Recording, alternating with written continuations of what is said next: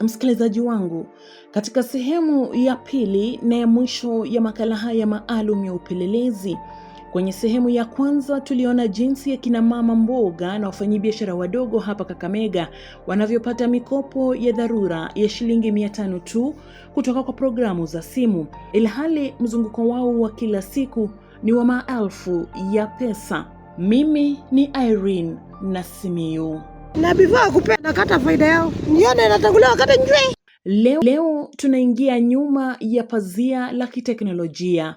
Ninakutana na Crystal Shiro, mhandisi na mbunifu wa programu za mikopo, yani loan app developer, ili atueleze wazi ni kwa nini mifumo hii haitambui sarufi wala noti za mkononi anazoshika mama mboga kila siku. Mwisho wa siku, programu hizi za mikopo huuliza swali moja tu rahisi: tukikukopesha fedha leo, utaweza kulipa? Sababu inayofanya programu nyingi kutotegemea mambo kama risiti za pesa na mamboga au mauzo ya kila siku ni kwa sababu ni vigumu kudhibitisha mambo hayo mara kwa mara. Biashara katika sekta isiyo rasmi inaweza kubadilika sana kutoka siku moja hadi nyingine, na mauzo mazuri ya siku chache pekee haimaanishi kwamba ndicho mtu anachokiingiza kwa kipindi kirefu. Si kwamba wamiliki hao wa biashara hawapati faida, la hasha. Wengi wao wanapata faida nzuri sana. Changamoto kubwa ni kupata takwimu za kuaminika zinazoweza kusaidia kutabiri uwezo wa ulipaji wa mikopo. Huu ndio uwiano ambao programu za mikopo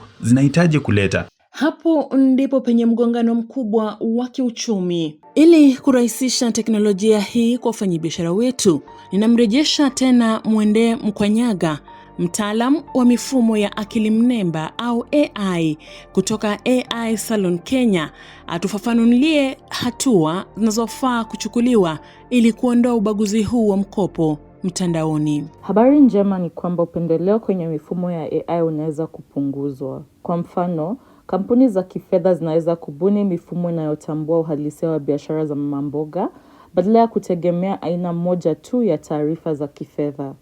Lakini hilo pekee halitoshi. Ni muhimu pia kuendelea kuangalia kama mifumo unawatendea waombaji wote haki. Kwa mfano, kama mama mboga wanaendelea kunyimwa mikopo kwa kiwango kikubwa kuliko kila mtu mwingine, hiyo ni ishara kwamba mfumo unahitaji kurekebishwa. Na pale AI inapotoa uamuzi unaweza kuathiri maisha ya mtu kama vile kukosa hela, lazima kuwe na nafasi ya kuuliza, kuelezwa sababu ya uamuzi huo na kupitia upya ikiwa kuna makosa. Hapo ndipo teknolojia inaweza kuwasaidia kupanua upatikanaji wa huduma za kifedha badala ya kuwaacha baadhi ya watu nyuma, haswa mama mboga. Kulingana na Benki Kuu ya Kenya, kiasi cha shilingi bilioni 357 ndiyo jumla ya noti na sarafu zote zinazozunguka kwenye uchumi kwa wakati mmoja. Hii ina maana kuwa pesa anazoshika mama mboga sokoni au kondakta wa matatu zimechanganywa pamoja na mamilioni ya kampuni kubwa na matajiri wa nchi hii. Kwa muktadha huo, CBK inaona picha kubwa tu ya uchumi. Haina uwezo wa kumtenga mwananchi mmoja mmoja wala kutubainisha kijinsia. Sababu ni rahisi: pesa taslimu haina jina, haina anwani, na ikitoka mkononi mwa mama mboga kwenda kwa muuzaji wa jumla haiachi alama yoyote ya kidijitali. Je, akina mama wenyewe waliotushirikisha vilio vyao katika sehemu ya kwanza wana maoni gani kuhusu hatua zinazopaswa kuchukuliwa dhidi ya programu hizi? Afadhali watoe hizo vitu kwa simu. Afadhali watoe hizo apps kwa simu, sababu zinaweka wamama wanakuwa na majaribio ya kuingia. Wanatufanya tunakuwa wezi Ndio hiyo. Na wakiweka app waweke genuine yenye tutakopa na tulipe, ikitusaidia kuinua hiyo biashara. Na tena ikuwe pesa ya mzuri ya maana. Si ati shilingi 500, 1000, 1500, 350 itakusaidia nini? Hakuna. Na mzigo ni 15,000 up to 20. Now that mmenipea 500, nitakula kama 50 ama 1500 ama 1000. Hainisaidii. Na pesa hakuna. Nafikiria wanabiashara wadogo huwa wanachukuliwa kuwa pesa zao ni kidogo, na benki mingi ama mikopo mingi huwa inachukua watu ambao wanakwambia wanafanya kazi za kuajiriwa. Sasa inakuwa ni ngumu sisi kama wanabiashara kuweko kama kipaumbele kupewa loan mingi. Wanafaa angalie flow yako, statements zako za M-Pesa, venye biashara yako ina run. Hivyo ndio vitu wanafaa waangalie. Mimi nilikuwa naomba kama wanaweza ongeza wamama wanabiashara kwa hiyo programu yao ili wajue biashara yao inaendelea aje. Wahusishe kabisa wanabiashara wadogo wadogo. Wakati wako na hizo simu, hawajui ni nani anataka kuapply. Sisi tunaipata tu kwa simu, then tuna apply immediately kama uko na haja. Na kama huna haja unawacha tu. Sasa kitu wangefanya, wangeona mtu mwenye ako serious ana apply ni loan. Inafaa wamfike karibu hata kabla ya kumpea hiyo pesa. Wakuje waone kazi yake, ana deal na kazi gani. Na hiyo kazi inaingisha namna gani. Aya, statement yake ya 3 months ama 6 months anaingisha namna gani. Ndiposa wampee pesa yenye inawezeshwa mtu kufanyia biashara. Sasa niambie mimi nafungua mzigo ya 50,000. Leo nimefungua 50.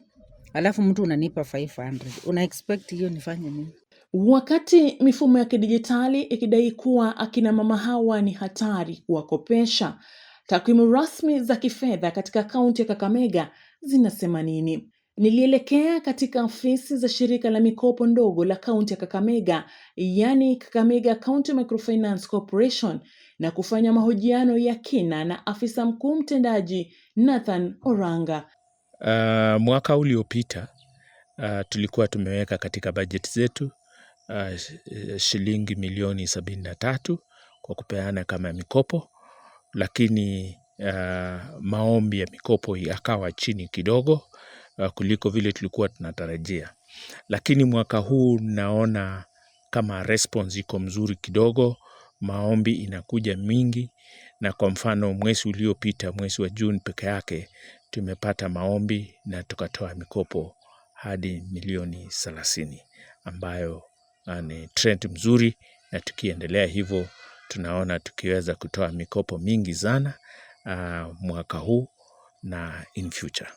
Kutoka soko kuu la Kakamega hadi kwenye meza za ubunifu wa teknolojia jijini, ukweli unabaki wazi.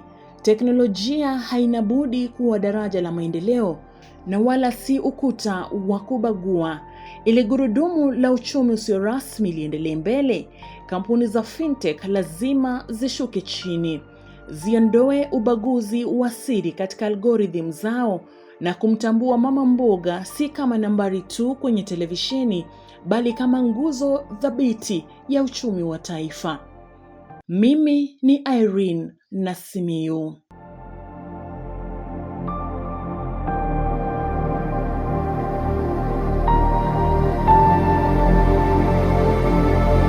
Makala haya yameandaliwa kupitia Gender and AI Reporting Fellowship kwa ufadhili wa Africa Women's Journalism Project kwa ushirikiano na DW Academia. Mwandishi alitumia zana za utafiti zinazosaidiwa na akili mnemba kupitia mapitio ya nyaraka husika za sera na tafiti, kubaini mifumo mbalimbali na kuibua takwimu kwa ajili ya uhakiki huru, uandishi, uchambuzi, udhibitisho wa taarifa. Maamuzi yote ya mhariri na maandishi ya mwisho yalifanywa na mwandishi kwa kuzingatia viwango vya uhariri wa Lubao FM.